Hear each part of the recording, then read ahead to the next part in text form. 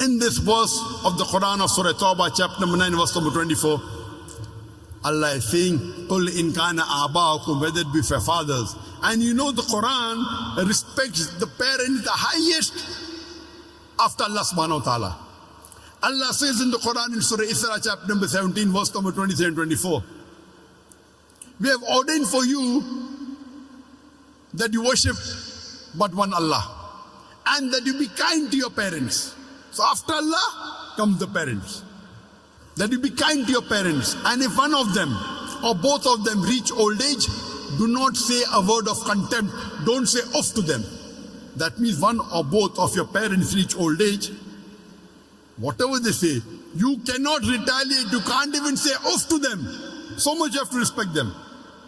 Don't say off to them, but rather address them with honor.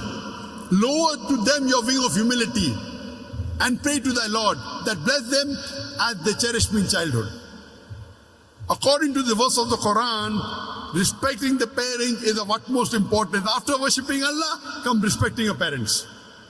Allah says in Surah Nisa, chapter 4, verse number 135, Ya ayyuhalladhina amanu, O you believe, stand out for justice as witness to the truth of Allah subhanahu wa ta'ala, even if it be against yourself, against your parents, against your relatives, rich or poor. When it comes for standing for justice in supporting Allah, you have to stand out for justice even if it against yourself, against your parents, mother or father, against your relatives, whether it be your son, whether it be your brothers, whether it be your spouses, whether it be rich or poor. Allah protects all.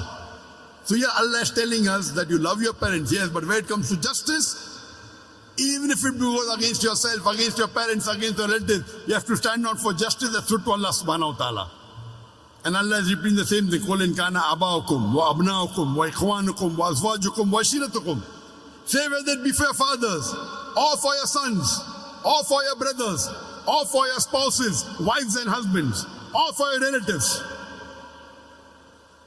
And Allah continues, وَأَمْوَالٌ اقْتَرَفْتُمُوهَا, and the wealth that they have amassed.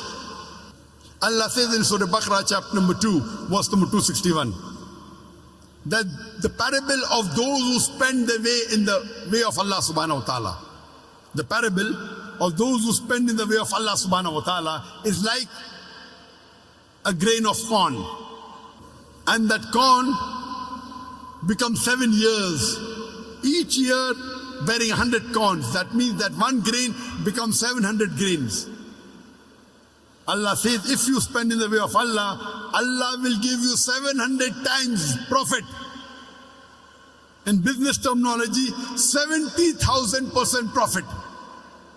If you spend in the way of Allah subhanahu wa ta'ala, Allah promises you 70,000% profit, 700 times profit.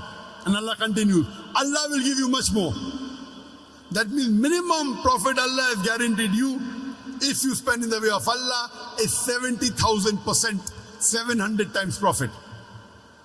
Allah continues, وَأَمْوَالٌ اقْتَرَفْتُمُوهَا وَتِجَارَةٌ تَخْشَوْنَ كَسَادَهَا وَمَسَاكِنُ تَرْضَوْنَهَا. The wealth you have amassed, the business in which you deal, the house in which you live.